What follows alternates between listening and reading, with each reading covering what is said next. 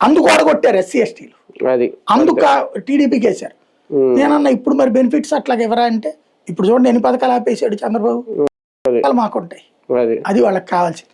మాది ఉండాలి, ఎదుటోడు ఉండకూడదు. ఈ టైప్ లో ఉంటాయి వ్యవస్థల వ్యవహారాలు. ఇప్పుడు ఈ కాపు సామాజిక వర్గం ఓట్లని కిందసారి అటు పోయినాయి. పోవడం మూలంగా ఈ ట్రిప్ అన్న వస్తుందా అంటే, కొంత వీళ్ళకి అడ్వాంటేజ్ వస్తుంది అన్నప్పుడల్లా పవన్ కళ్యాణ్ వచ్చేస్తాడు ఆవేశపూరిత ప్రసంగంతో, వ్యూహాత్మకంగా ప్రభుత్వం మీద వ్యతిరేకత కూడా జగన్ మీద దోసేస్తాడు. ఇప్పుడు గబక్కన బస్సు యాక్సిడెంట్ అయింది అనుకోండి, పొరపాటు జగన్ వెళ్ళి పరామర్శించాడు అనుకోండి, ఆ బస్సు డ్రైవరో బస్సు కండక్టరో లేకపోతే బస్సులో చనిపోయినటువంటి వాళ్ళు ఎవరో వైఎస్ఆర్ కాంగ్రెస్ ఏది చావడానికి కారణమైనటువంటి కారణాల్లో లేదా ఎదురుగుండా వచ్చిన ఒక బండి మీదనో వాళ్ళు ఎవరో ఒకళ్ళు వైసీపీ వాళ్ళు అయి ఉంటారు, వాళ్ళ సైకోయత్వం మూలంగా చచ్చిపోయిందని పవన్ కళ్యాణ్ మాట్లాడతాడు. అట్లా డైవర్ట్ చేసేస్తాడు. పవన్ కళ్యాణ్ కి దూరం అవుతున్న ఓటింగ్ అనుకోవాలి, లేదంటే పవన్ దూరం చేసుకుంటున్న ఓటింగ్ అనుకోవాలి, దాన్ని ఏమన్నా వైసీపీ క్యాష్ చేసుకోవాలనుకుంటుందా? వీళ్ళు భయపడుతుంది అది కాదు, అతను దూరం చేసుకుంటుంటే గనక వీళ్ళు అడిగే విధానం వేరుగా ఉంటది.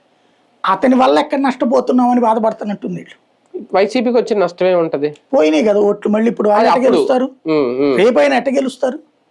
ఇప్పుడు కాపు సామాజిక వర్గ ఓట్లు బలంగా ఉన్న సెగ్మెంట్ లో గెలిచిన నాయకులు ఉన్నారు వీళ్ళు. అక్కడ రేపొద్దు కూడా పవన్ కళ్యాణ్ వైపుకి ఉంటే వీళ్ళకి ఓట్లు ఎట్ట వస్తాయి? అంటే మొన్న వెళ్ళిపోయారు 24 ముందు ఈయన దగ్గరికి వచ్చిన వాళ్ళు, ఇప్పుడు మళ్ళీ వెనక